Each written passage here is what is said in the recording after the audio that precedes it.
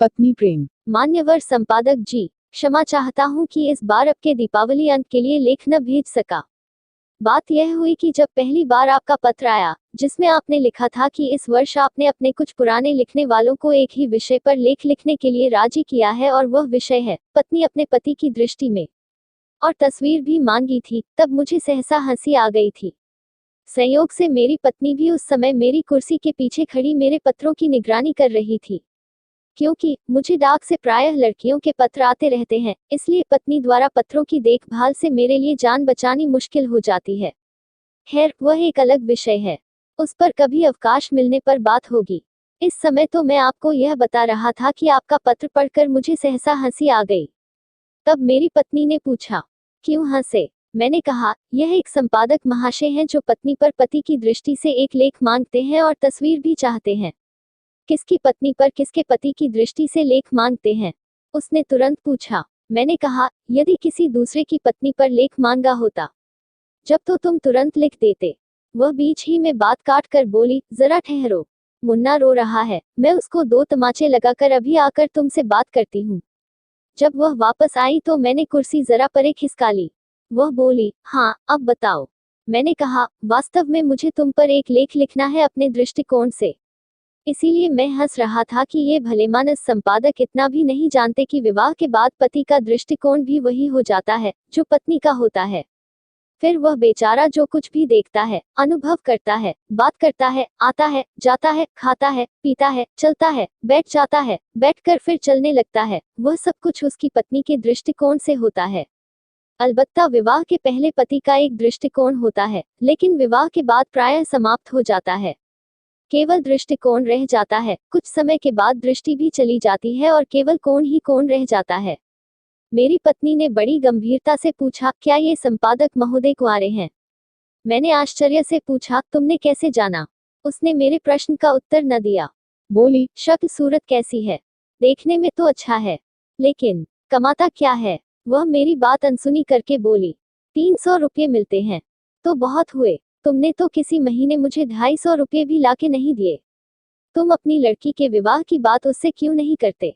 भले मानस, मैंने चकित होकर कहा, वह लेख मांग रहा है, मैं उसे अपनी लड़की दे दूं।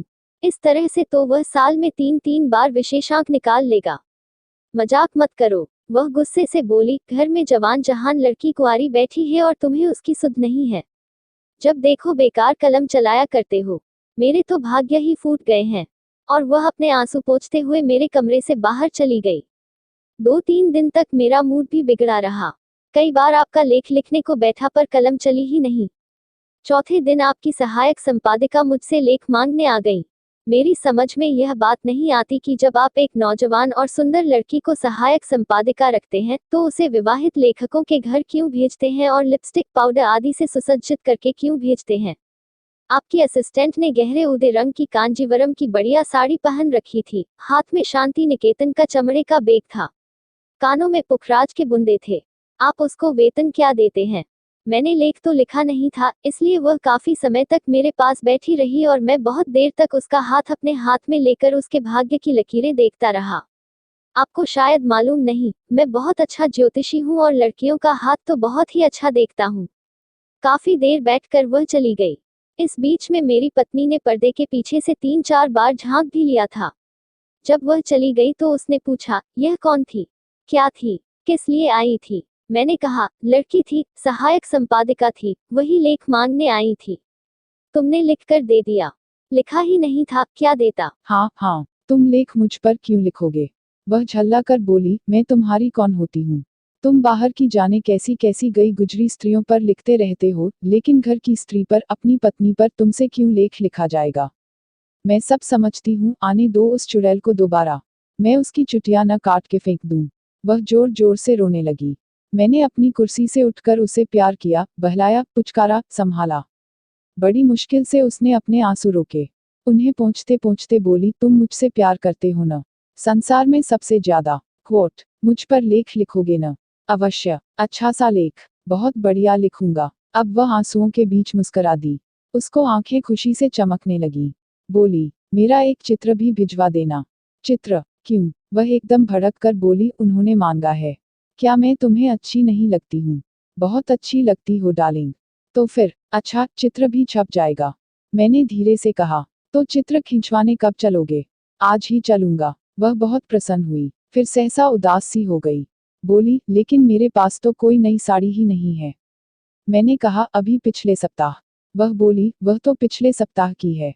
नई तो नहीं है। बेशक नई तो नहीं है। मैंने स्वीकार किया। वह बोली, मैं नई साड़ी में चित्र खिंचाऊंगी। मैंने उसे टालने के अभिप्राय से कहा, इतना टंटा क्यों करती हो? वह अपना पुराना चित्र भेज दो ना, जो बनारसी साड़ी में है। वाह, वह तो विवाह का चित्र है।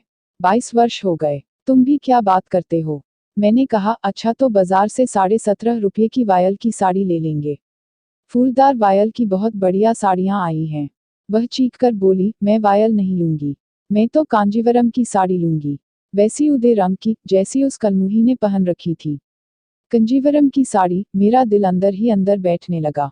घटिया से घटिया कांजीवरम की साड़ी भी 80-90 से कम में नहीं आती है। हाँ, कांजीवरम को साड़ी लूंगी और शांति निकेतन वाला वही बैग जो उस छिनाल ने ले रखा था। और वैसी ही सैंडल और वैसा ही प्योर मैसूर सिल्क का चमचमाता ब्लाउज। और कानों के वैसे ही बुंदे।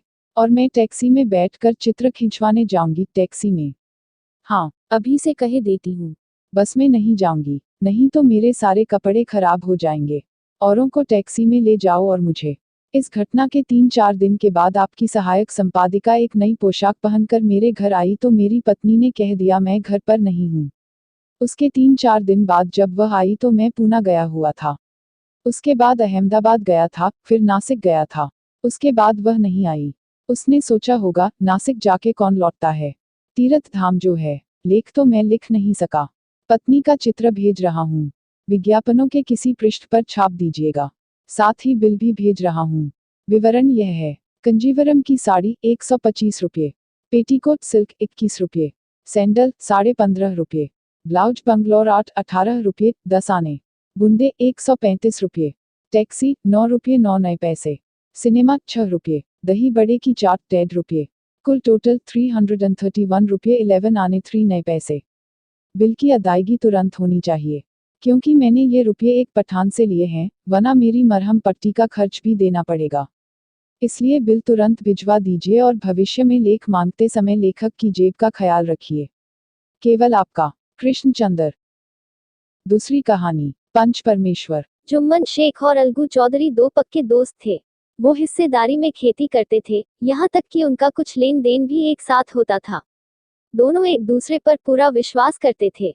जुम्मन जब हज पर गया तो अलगू पर अपने घर की जिम्मेदारी छोड़ गया था और जब अलगू बाहर किसी काम से जाता तो जुम्मन को अपने घर की जिम्मेदारी दे दिया करता था। अलग अलग धर्म के होने के बावजूद दोनों के बीच भाइयों जैसा प्यार था और यही उनकी दोस्ती का मूल मंत्र भी था। जुम्मन शेख की एक बूढ़ी मौसी खाला थी, जिनके पास थोड़ी बहुत जमीन थी। जुम्मन के अलावा उसका कोई नहीं था। जुम्मन ने किसी तरीके से वो जमीन अपने नाम करवा ली थी। जमीन की रजिस्ट्री जुम्मन के नाम न होने तक मौसी का खूब ख्याल रखा गया। अच्छा खाना, अच्छा व्यवहार व आदर सब मिलता था, लेकिन एक बार जब रजिस्ट्री हुई तो ये सब भी जाता रहा। जुम्मन की बीवी रोटियों के साथ मौसी को ताने देने लगी। जुम्मन शेख भी कुछ नहीं कहता। जुम्मन की मौसी को उसकी बहू ताने मारती, 2-3 बीघा जमीन क्या दे दी, मानो मूल ही ले लिया हो। मौसी ने कुछ दिन तक तो ये सहा, लेकिन जब उससे रहा नहीं गया तो उसने इसकी शिकायत जुम्मन से कर दी, लेकिन जुम्मन ने औरतों के मामले में दखल देना सही नहीं समझा। कुछ दिन तक तो ये सब यूं ही चलता रहा, लेकिन जब मौसी से ये सब सहा नहीं गया तो उसने जुम्मन से कहा, बेटा अब मेरा तुम्हारे साथ निभ नहीं पाएगा। एक काम करो, मुझे हर महीने पैसे दे दिया करो, मैं अपना गुजारा कर लूंगी। जुम्मन ने बड़े ही रूखेपन से जवाब देते हुए कहा, पैसे क्या पेड़ पर लगते हैं। मौसी ने बड़े ही नम्र भाव से कहा, मेरे पास रोजी रोटी के लिए कुछ तो होना चाहिए। पर जुम्मन मुकर गया। इस पर मौसी गुस्सा हो गई और उसने पंचायत करने की धमकी दे दी। इस पर जुम्मन हंसा और बोला, हाँ जरूर करो पंचायत, फैसला हो ही जाए, मैं भी कब तक ये सब सहता रहूंगा। जुम्मन को पूरा भरोसा था कि पंचायत का फैसला उसके ही पक्ष में जाएगा। आसपास के गांव में ऐसा कोई नहीं था जो जुम्मन के एहसानों तले दबा ना हो। कोई उससे बिगड़ना भला क्यों चाहेगा। उसे अपनी जीत पर कोई संदेह नहीं था, क्योंकि आसमान से फरिश्ते तो पंचायत करने आएंगे नहीं। इस बीच बेचारी मौसी हाथ में लाठी लिए एक गांव से दूसरे गांव दौड़ती रही। एक एक कदम चलना मुश्किल हो रहा था, लेकिन अब बात आन पड़ी थी तो उसका निर्णय होना तो जरूरी था। गांव में शायद ही ऐसा कोई शख्स होगा जिसको बुढ़िया ने अपना दुखड़ा ना सुनाया हो। किसी ने तो बुढ़िया की बातों को ऊपर ऊपर से ही सुना, तो किसी ने उसके प्रति अपनी संवेदनाएं दिखाई। ऐसे बहुत ही कम लोग थे जिन्होंने बुढ़िया की बातों को गौर से सुना हो। सब तरफ घूम घाम के अंत में बुढ़िया अलगू चौधरी के पास पहुंची। अपनी लाठी किनारे रखते हुए उसने अलगू से कहा, बेटा तुम भी मेरी पंचायत में आना। अलगू ने कहा, मुझे बुलाकर क्या करोगी मौसी, गांव के और लोग तो आएंगे ही। मौसी बोली, अपनी मुसीबत का रोना सबके आगे रोआए, अब आना न आना उनके अधिकार में है। इस पर अलगू ने कहा, आने को तो आ जाऊंगा मौसी, पर वहां मैं कुछ बोलूंगा नहीं। मौसी ने पूछा, क्यों? जवाब में अलगू ने कहा, जुम्मन मेरा पुराना दोस्त है और मैं उसके साथ अपना रिश्ता बिगाड़ नहीं सकता। मौसी बोली, तो क्या बिगड़ने के डर से अपने दिल की नहीं कहोगे वहां? अलगू मौसी के इस सवाल का जवाब नहीं दे सका, लेकिन उसके दिलो दिमाग में यह सवाल बार बार गूंजे जा रहा था। शाम के समय पंचायत बैठी। जुम्मन ने पहले से ही पंचायत के बैठने के लिए इंतजाम कर रखा था।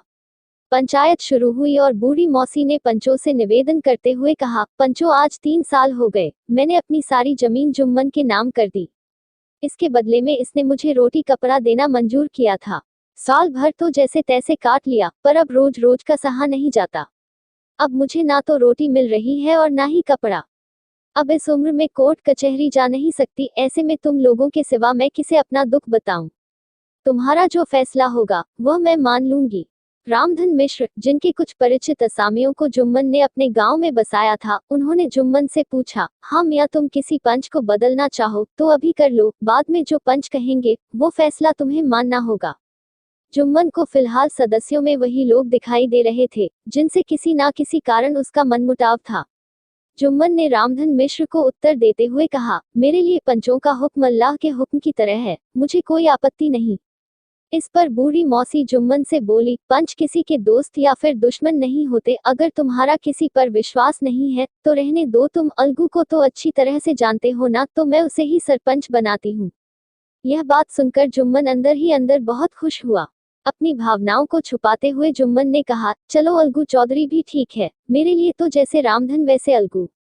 अलगू ने जैसे ही यह बात सुनी तो वो थोड़ा असमंजस में पड़ गया। वो इससे कन्नी काटना चाहता था, सो वह बोला, अरे मौसी, तुम तो जानती हो कि मैं और जुम्मन बहुत अच्छे दोस्त हैं।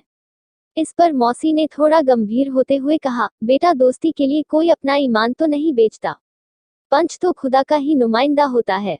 इस पर अलगू चौधरी ने जुम्मन से कहा, देखो मैं और तुम पुराने दोस्त हैं, हमने हमेशा एक दूसरे की मदद की है, लेकिन अब पंचों से जो भी निवेदन तुम्हें करना है वो करो। अलगू की बात सुनकर जुम्मन ने सोचा कि अलगू ये सब बातें केवल दिखावे के लिए ही कर रहा है। इसलिए जुम्मन पूरे विश्वास के साथ बोला, पंचों, मेरी मौसी ने अपनी जमीन मेरे नाम कर दी थी, इसके बदले में मैंने उनका ख्याल रखना कबूल किया था। इस बात का खुदा गवाह है कि मैंने आज तक अपनी मौसी को किसी तरह की कोई परेशानी नहीं आने दी, लेकिन औरतों में आपस में अनबन रहती है, इसमें मैं क्या कर सकता हूँ। इसके अलावा मौसी मुझसे अब महीने का खर्च अलग से देने को बोल रही हैं। इन्होंने मेरे नाम अपनी कितनी जायदाद की है ये सभी लोगों को पता है, और उससे इतना लाभ नहीं कि मैं मौसी का महीने का खर्च निकाल सकूं।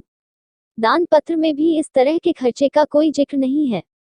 अगर ऐसा होता तो मैं इस तरह के झमेले में पड़ता ही नहीं। बाकी पंचों को जैसा ठीक लगे वैसा फैसला करें। अलगू चौधरी को कभी कभार कचहरी का काम पड़ ही जाता था, इसलिए वो कानून के बारे में अच्छी समझ रखता था और कानून का भी पक्का था। इसलिए उसने जुम्मन से तर्क करना शुरू किए। अलगू का एक एक सवाल जुम्मन को बहुत खटक रहा था। वो इस बात को लेकर हैरान था कि अभी थोड़ी देर पहले तक तो अलगू किस तरह की बातें कर रहा था और अब एकदम से ना जाने उसे क्या हो गया। जुम्मन अभी इसी सोच विचार में था कि इतने में अलगू ने अपना फैसला सुनाया। जुम्मन, पंचों ने तमाम दलीलों को ध्यान में रखते हुए यह निष्कर्ष निकाला है कि मौसी को तुम्हें हर महीने खर्चा देना ही पड़ेगा। अगर तुम्हें यह फैसला मंजूर नहीं हो तो जो जायदाद को लेकर करारनामा है उसे रद्द समझा जाएगा। फैसला सुनकर जुम्मन के होश उड़ गए। उसे यह समझ नहीं आ रहा था कि यह फैसला उसका दोस्त सुना रहा है या फिर उसका कोई दुश्मन।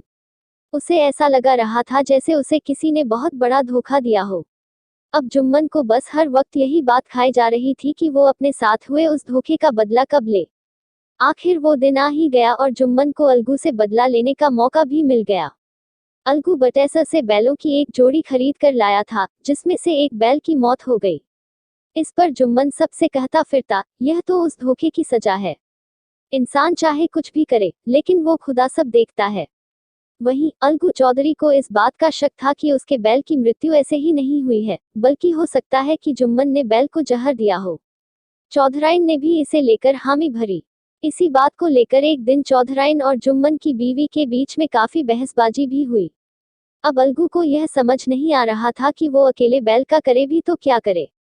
गांव में ही एक समझू साहू नाम का व्यक्ति था। वो इक्का गाड़ी चलाता था। उसका काम गांव से गुड़ लाद कर शहर की मंडी ले जाना और वहां से तेल व नमक आदि लाना था। समझू का मन अलगू के बैल पर आ गया था।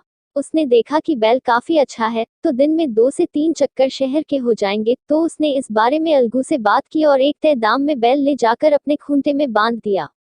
समझू को नया बैल क्या मिला वो फूले ना समाता। दिन में 4-4 चक्कर शहर के लगाने लगा। ना उसे बैल के चारे की फिक्र होती और ना ही उसके पानी की। रात को बस रूखा सूखा भूसा सामने डाल दिया करता था। बेचारा बैल दम नहीं ले पाता था कि समझू उसे फिर हाँक देता। एक दिन शहर का चौथा चक्कर लगाकर समझू साहू वापस आ रहा था। उसने इक्के पर 2 गुना वजन लादा था। दिन भर की थकान से बैल मुश्किल से ही चल पा रहा था। अंधेरा होने वाला था और समझू को पहुंचने की जल्दी लगी थी। ऐसे में वो उसे कोड़े मारकर भगाता जाता, लेकिन अंत में जानवर से सहा नहीं गया और वो धरती पर गिर पड़ा। बैल गिरा भी ऐसा कि उसने प्राण छोड़ दिए। दिन भर के चक्कर लगाने के बाद साहू जी के पास कोई 250 रुपये कमाई बनी थी, जो उसकी कमर में बंधी थी। इसके अलावा नमक के बोरे भी गाड़ी में थे। ऐसे में गाड़ी को छोड़कर भी वो जा नहीं सकता था। इस तरह उसने रात को वहीं रुकने का फैसला किया। पहले हुक्का और फिर चिलम पीकर साहू जी अपनी नींद को भगाने की कोशिश करते रहे, लेकिन ना जाने कब आंख लग गई। जब नींद खुली तो इसके साथ ही होश भी उड़ गए। कमर से बंधी थैली गायब थी। इस घटना को करीब 1 महीना बीत गया। अलगू जब अपने बैल के पैसे लेने साहू जी के पास गया, तो मामला ही उल्टा पड़ गया। साहू तो साहू, उसकी बीवी भी उस पर झल्ला पड़ी। साहू बिगड़ते हुए बोला, यहाँ हमारी पूरी कमाई लूट गई और इन्हें अपने पैसों की पड़ी है। कमजोर बैल थमा दिया और अब उसके भी पैसे मांगने चले। अगर तसल्ली नहीं मिलती तो हमारा बैल बाहर बंधा है, उसे ले जाओ, महीना 2 महीना उससे काम करवा लो, इससे ज्यादा क्या लोगे। अलगू पहले तो शांत रहकर मामला दबाने में लगे रहे, लेकिन यहाँ सवाल पैसों का था, तो वो भी गुस्सा पड़े। दोनों का शोर सुनकर गांव के और लोग भी इकट्ठा हो गए। दोनों को शांत करवाते हुए उन्हें पंचायत करने की सलाह दे डाली। अलगू चौधरी और समझू साहू दोनों इसे लेकर राजी हो गए। फिर क्या था, घटना के ठीक तीसरे दिन पंचायत बैठी। रामधन मिश्र ने कहा, देर क्यों करें, अपने पंचों का चुनाव कर लो। बोलो अलगू, तुम किसे पंच चुनोगे। अलगू ने कहा, समझू साहू ही इसका निर्णय करें। इस पर समझू खड़ा हुआ और बोला, मैं जुम्मन शेख को चुनता हूँ। जुम्मन का नाम सुनते ही अलगू चौधरी पीला पड़ गया। इस पर रामधन ने पूछा, क्यों अलगू, तुम्हें इस बात से कोई आपत्ति तो नहीं। अलगू ने उत्तर दिया, मुझे कोई आपत्ति नहीं है। जुम्मन ने जैसे ही सरपंच का स्थान ग्रहण किया, उसके मन में यह भाव पैदा हुआ कि मैं इस वक्त धर्म के सबसे बड़े स्थान पर बैठा हूँ। मैं जो कहूँगा वो अल्लाह की आवाज होगी, इसलिए मुझे सत्य के मार्ग पर ही चलना है। पंचायत शुरू हुई और दोनों पक्षों से सवाल जवाब का सिलसिला भी। इस बात को लेकर सभी की सहमति थी कि समझू को बैल का खरीद मूल्य तो देना ही होगा, लेकिन 2 पंच इस बात को लेकर समझू को थोड़ी राहत देना चाहते थे, क्योंकि बैल के मर जाने से उसे भी हानि हुई थी। लेकिन इसके उलट 2 पंच समझू पर बैल के मूल्य के अलावा उस पर अतिरिक्त दंड राशि भी लगाना चाहते थे, ताकि कोई दूसरा पशुओं के साथ इस तरह का क्रूर व्यवहार करने से पहले 100 बार सोचे। अंत में जुम्मन खड़ा हुआ और फैसला सुनाते हुए बोला, अलगू चौधरी और समझू साहू, पंचों ने पूरे मामले पर अच्छी तरह से सोच विचार कर यह निर्णय लिया है कि समझू साहू अलगू चौधरी को बैल के पूरे पैसे देगा, क्योंकि जब बैल खरीदा गया था तो उसे कोई बीमारी नहीं थी। बैल की मौत उस पर किए जुल्म और कड़े परिश्रम से हुई है। इस पर रामधन मिश्र ने खड़े होते हुए कहा, समझू साहू ने बैल को अपने किए की वजह से मारा है, इसलिए उससे तो अतिरिक्त दंड भी लेना चाहिए। इस पर जुम्मन ने कहा, यह दूसरा मसला है, इसे अभी उठाने का कोई मतलब नहीं। इस पर झगड़ू साहू बोले, पर समझू को भी थोड़ी रियायत तो मिलनी चाहिए। इस पर जुम्मन ने कहा, यह अलगू चौधरी का खुद का फैसला है, अगर वो समझू को रियायत देता है तो यह उसका बड़प्पन होगा। पंचों का यह फैसला सुनकर अलगू चौधरी बहुत खुश हुआ और जोर से नारा लगाते हुए बोला, पंच परमेश्वर की जय। पंचायत में मौजूद सभी लोग अलगू के साथ यह नारा लगाने लगे। हर कोई जुम्मन के न्याय नीति की तारीफ कर रहा था। पंचायत खत्म होने के बाद जुम्मन अलगू के पास आया और रोते हुए उसे गले लगा लिया। जुम्मन बोला, भाई अलगू, जब तुमने मेरी पंचायत का फैसला सुनाया था तो मुझे बहुत बुरा लगा था और तब से मैं तुम्हारा शत्रु बन बैठा था, लेकिन आज मुझे इस बात का एहसास हुआ कि जब हम पंच का स्थान ग्रहण करते हैं तो ना कोई किसी का दोस्त होता है और ना ही दुश्मन।